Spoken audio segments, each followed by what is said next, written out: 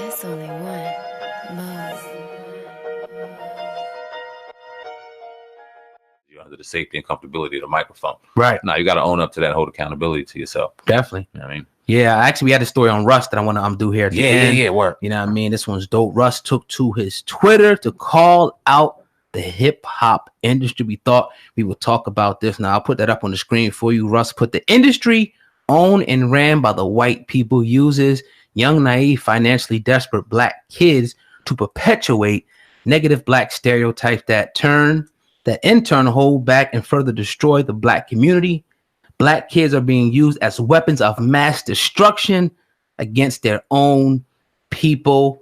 He put, as a guest in the house of hip hop, I can't just come in here and take, which is what white people have historically done to anything that black people have created. I have to give back to the culture that's allowing me to take care of myself and my family. And I try to do that by shedding light. SamAnt, I know you always speak about Russ in high regard. What do you think about this message that he put out on Twitter? Talking about the record industry. It's some real shit. He's gonna get a lot of criticism, but that's criticism that people really need to pay attention to because it's corny. Now, this is a Sicilian kid from North Jersey. Okay, Shout out Jersey. Speaking this right now and speaking some very, very truthful statements. You look at what's being perpetuated out here in music and in genre. It's not good. You're promoting lean abuse. You're promoting extra violence. You're promoting this. You're promoting that. And I'm not talking about the young rappers that are giving stories and context to their environment that they're living in. That's a totally different situation. I'm talking about the ones that are chanting and ranting to do the bullshit. We all know who they are. Russ got a real bad rap, and the first time I got introduced to him was I was seeing "fuck Russ" on Twitter. I'm like, what's up with this dude? Then I seen him on an interview, and I understood how articulate he was. I heard his grind, how he did it from SoundCloud, his own producer, his own engineer, his own mixer, his own artist, his own writer. To hold all those hats, I'm like, you got to be respected, especially as an artist. And then to hear his content, dude could spit. So I think that when you got somebody giving a positive message, really talented at what he does, and wanting to be a leader and giving a positive message to our youth, I think people need to pay a lot more attention to artists like that and not necessarily call them corny or whack or things like that, because like we were talking about, this music is an impression on a lot of these kids' subconscious minds. They're an impression on all of our minds, but in particular the youth, a lot of these people that they're reaching to. And listening to their favorite rappers or watching them have braids in their hair will propel them to have braids. Listening to them want to do this will propel them to want to wear this. Or if they got to do the lean and they think that's cool, they're going to do this or try the Zans like you were saying in school. So they got to be careful, and Russ is kind of highlighting that. A lot of them also promote gang culture. A lot of them promote violence. Takash. Yeah, a lot of them have done that, and you can only look at it. And here's why, again, and I'll say this again if people didn't hear it, why I think it affects blacks and minorities more is because the lack, of the male role model in the house. So, when you might go to a traditionally, let's say, somebody who may come up Italian, or Irish in the neighborhood, they may come up, with a household. They may still listen to the hip hop and everything, but at the end of the day, their dad, was a politician, a lawyer, a doctor, something like that. He was the primary role model. So they're less likely to go perpetuate some of the dumb, stupid things that these rappers are promoting. But when you got the kids in the inner city, they're looking up to this, and this person, they're looking at this person, they're hanging on to every word they're saying, your Wheezies and whatnot, and saying, okay, he's doing this. I want to be cool. I want to do this. And next thing you know, they get themselves into a whole bunch of, different problems. And another thing is I think it's cool to sell drugs. I think it's cool to do drugs. I think it's cool to carry guns. This is just what it is in the street. So, crazy situation here.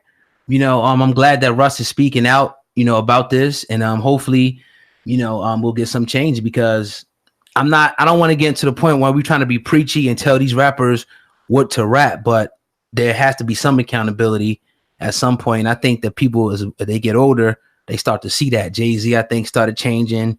Meek and a lot of guys say, okay, I can't always keep, and another thing, just to close out, I'd say, to add to the end of this, is that I don't think these rappers sometimes realize how impressionable they are, how much impression that they're having on the youth. And if they say something, that these youth are just going to do it without any question.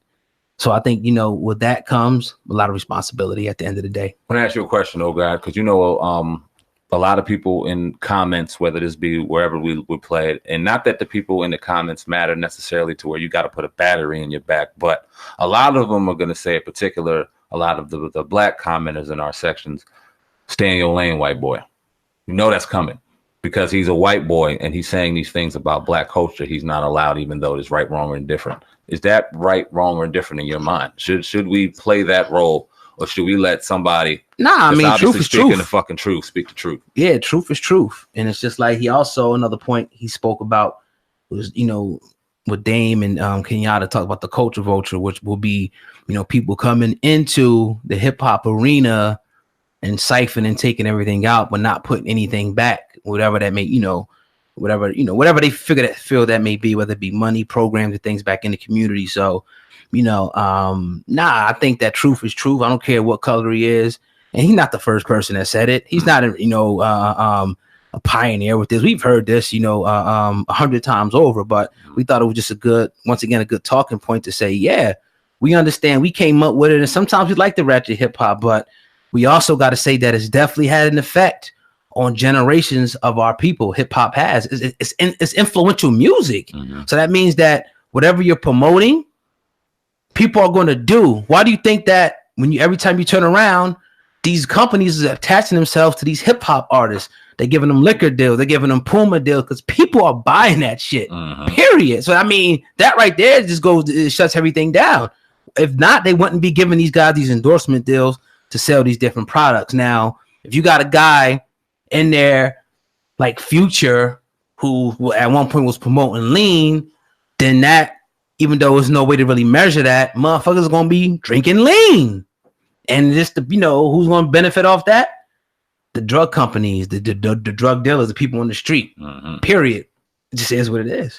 Yeah, man. I 100% agree. Shout out to Russ, who's doing this thing right now, 100% solo, 100% independent, out here really making money out. And like you said, we ain't trying to out here being too preachy. We ain't out here trying to act like we somebody's big brother or nothing like that. But when you got kids out here being impressed by a lot of the negativity that they're hearing through the high vibration that is music, we got to do something about that. Like I was telling you, my son, he got braids because he liked a lot of the rappers that got braids. He likes to listen to a lot of music, but I'll sit there and he knows we got a relationship.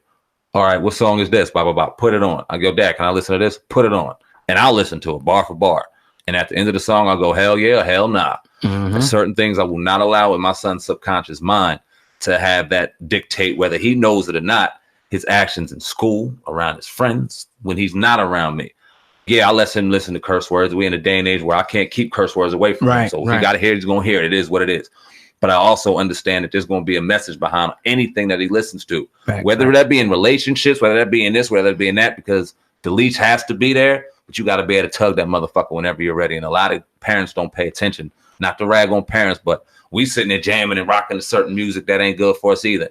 And we got our kids rocking and bopping to us, and it goes young. I know you seen on social media, girl shaking her ass, and then she had her baby imitating her. That's shaking her ass. Yeah. Like, come on, man. You programming too early. Right. It's more power to this than meets the eye, man. We got to do better. Yes, sir. But yeah, man, another episode of the Hip Hop Uncensored podcast is in the books. Please make sure that you subscribe to the podcast, whether you're listening on Spotify, radio.com, Google Play, wherever you're listening, to this podcast at. Make sure also that you give us a favorable rating. If you rock out with the podcast, go ahead and hit that 5-star rating. But yeah, man, it's your brother SamAnt. Oh God, another episode is in the books. Episode 184, I think it is. Indeed. And we're going to keep on pushing. We'll be back episode 185 on Monday. And that's all I got over here on this side, bro. Radio.com. Grab the app immediately. Radio.com. Yeah. App. Subscribe to your brother's Hip Hop Uncensored podcast. 184 in the books. 185 on Monday. We're out of here. Peace.